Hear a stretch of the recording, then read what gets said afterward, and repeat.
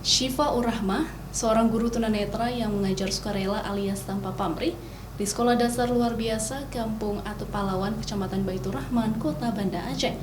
Baginya, mengajar adalah cita-cita, sehingga dapat membuat anak didiknya bisa membaca, serta bisa melanjutkan sekolah hingga perguruan tinggi seperti dirinya, meski memiliki keterbatasan fisik.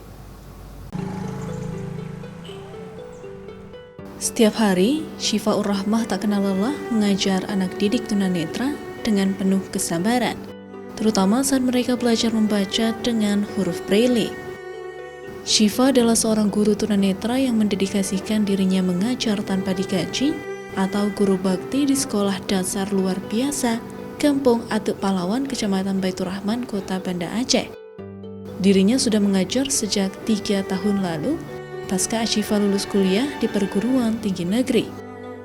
Mengajar adalah cita-cita Syifa karena dirinya ingin anak-anak didiknya tak patah semangat untuk belajar hingga ke perguruan tinggi meski mereka mengalami keterbatasan fisik. Jadi saya ngajar sangat sukarela ya, dalam artian tanpa digaji karena status saya juga di sini masih sebagai guru honorer. Kemudian tapi saya merasa ketika saya masih diberi kesempatan oleh Allah untuk memberikan ilmu saya, membagikan ilmu saya kepada siswa-siswa saya di sini, saya cukup merasa senang.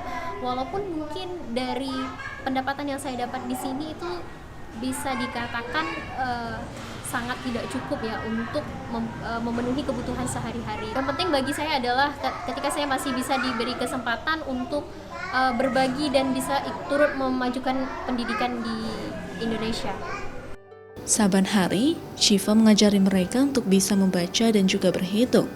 Terkadang dirinya juga sering mengajarkan anak didik agar mahir bermain musik serta menjadi seorang penyanyi. Sementara itu, Syifa juga membuka kelas privat di rumahnya, terutama bagi anak tunanetra yang ingin belajar huruf Braille.